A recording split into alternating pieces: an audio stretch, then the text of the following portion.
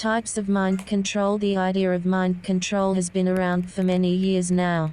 People have had both fascination and fear of what would happen if someone were able to control their minds and make them do things against their will.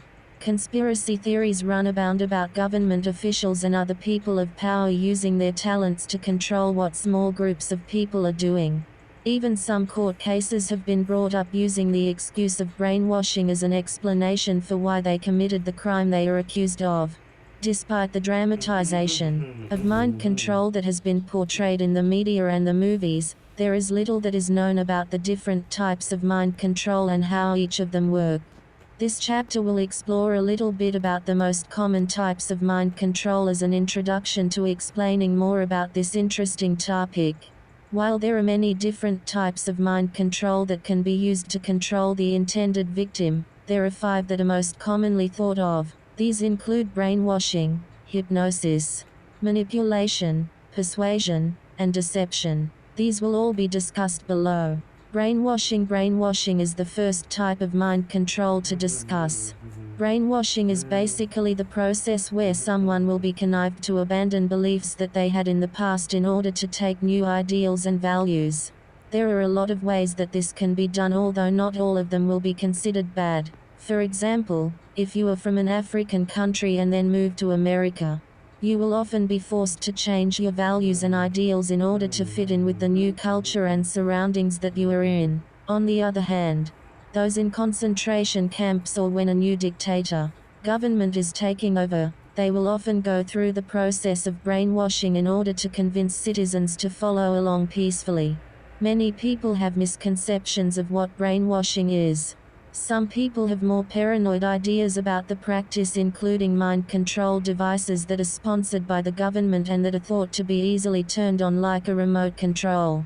On the other side of things, there are skeptics who do not believe that brainwashing is possible at all and that anyone who claims it has happened is lying. For the most part, the practice of brainwashing will land somewhere in the middle of these two ideas. During the practice of brainwashing, the subject will be convinced to change their beliefs about something through a combination of different tactics. There is not just one approach that can be used during this process, so it can be difficult to put the practice into a neat little box. For the most part, the subject will be separated from all of the things that they know. From there, they will be broken down into an emotional state that makes them vulnerable before the new concepts are introduced. As the subject absorbs this new information, they will be rewarded for expressing ideas and thoughts which go along with these new ideas. The rewarding is what will be used in order to reinforce the brainwashing that is occurring. Brainwashing is not something that is new to society. People have been using these techniques for a long time. For example, in a historical context, those who were prisoners of wars were often broken down before being persuaded to change sides. Some of the most successful cases of these would result in the prisoner becoming a very fervent convert to the new side. These practices were very new in the beginning and would often be enforced depending on who was in charge. Over time, the term of brainwashing was developed and some more techniques were introduced in order to make the practice more universal. The newer techniques would rely on the field of psychology, since many of those ideas were used to demonstrate how people might change their minds through persuasion. There are many steps that go along with the brainwashing process. It is not something that is going to just happen to you when you walk down the street and talk to someone that you have just met. First off, one of the main requirements that come with brainwashing being successful is that the subject must be kept in isolation.